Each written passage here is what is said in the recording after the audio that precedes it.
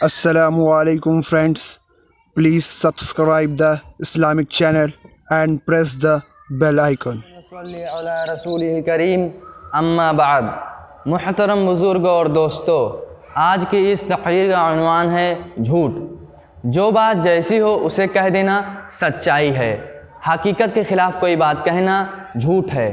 جھوٹ بولنے سے سخت گناہ اور آخرت میں سخت عذاب کا ذریعہ تو ہے ہی.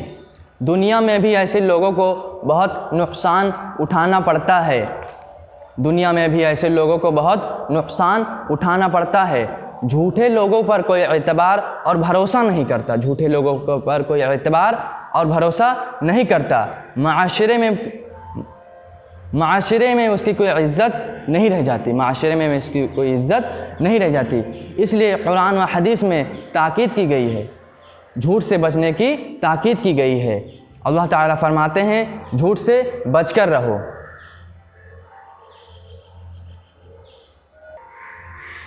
جھوٹ جہنم تک لے جانے والا ہے. جھوٹ جہنم تک لے جانے والا ہے. جھوٹ وہ گندی عادت ہے جس کی وجہ سے جھوٹ وہ گندی عادت ہے جس کی وجہ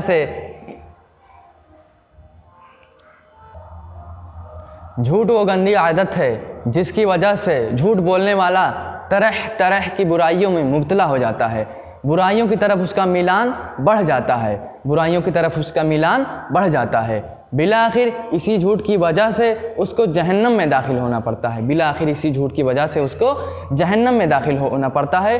حضور صلی اللہ علیہ وسلم نے فرمایا جھوٹ سے بچو کیونکہ جھوٹ انسان کو بدکاری کے راستے پر ڈال دیتی ہے. اور بدکاری اس کو جہنم تک پہنچا دیتی ہے. انسان جھوٹ بولتا رہتا ہے یہاں تک کہ وہ اللہ کے ہاں بہت بڑا جھوٹا لکھ دیا جاتا ہے.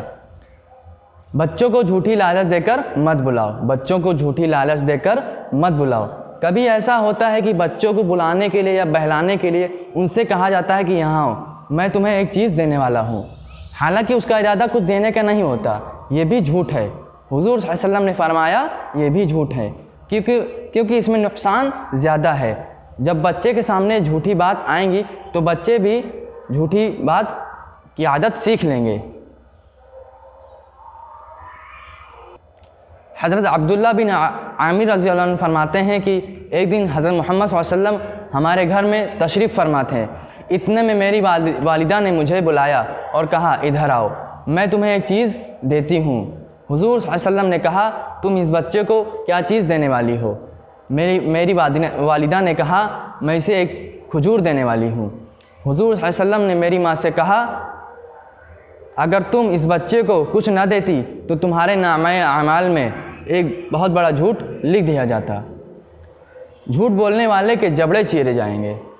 جھوٹ پھیلانے والے کے جبڑے چیرے جائیں گے. حضرت محمد صلی اللہ علیہ وسلم نے فرمایا ایک دن میں لیٹا تو میں نے خواب میں دیکھا کہ دو شخص آئے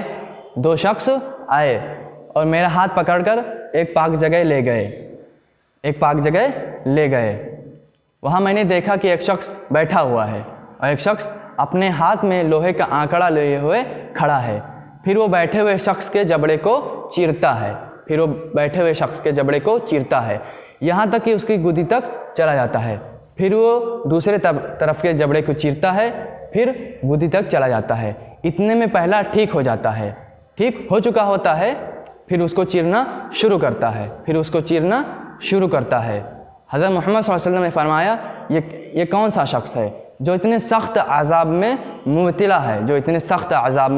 مبتلا ہے؟ ان دونوں نے بتایا یہ ایسا شخص ہے جو جھوٹ بولتا ہے. اس کو جھوٹی باتیں بیان کی جاتی ہیں جو دنیا میں چاروں طرف پھیلتی ہیں. اس کے ساتھ قیامت تک ایسا ہی معاملہ پیش کیا جاتا رہے گا. وآخر دعوانا ان الحمد للہ.